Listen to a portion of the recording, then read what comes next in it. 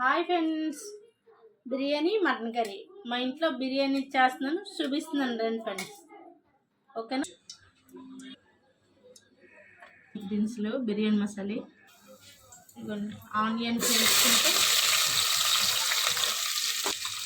పచ్చిమిరపకాయలు చీలికలో బాగుంటాయండి.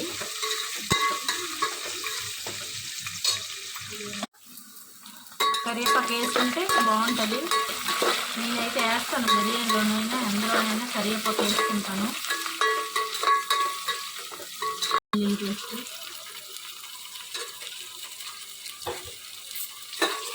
అప్పటికప్పుడు మిక్సింగ్ అయితే బాగుంటుంది. సరిపోద్ది.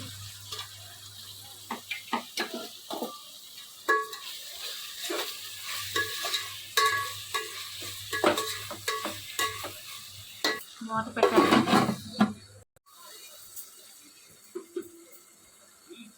టమాటా బాగా మగ్గింది.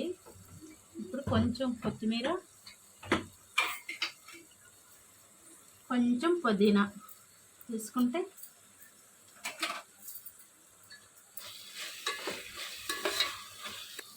బాగా మగ్గిపోయింది.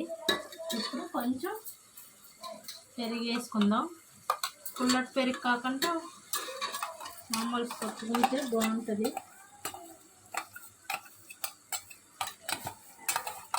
ఇది బాగా కలుపుకుంటే,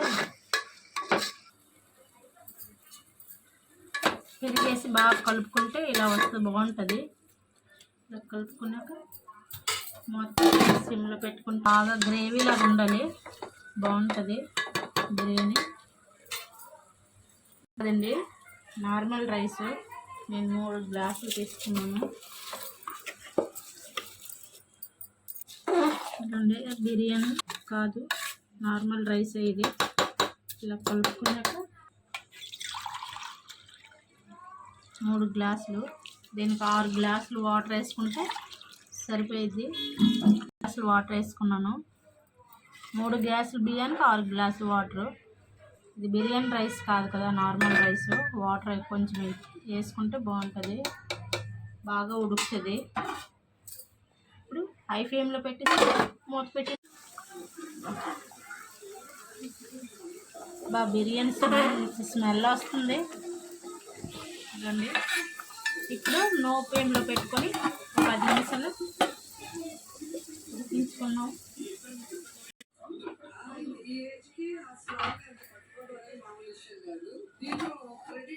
బిర్యానీ రెడీ.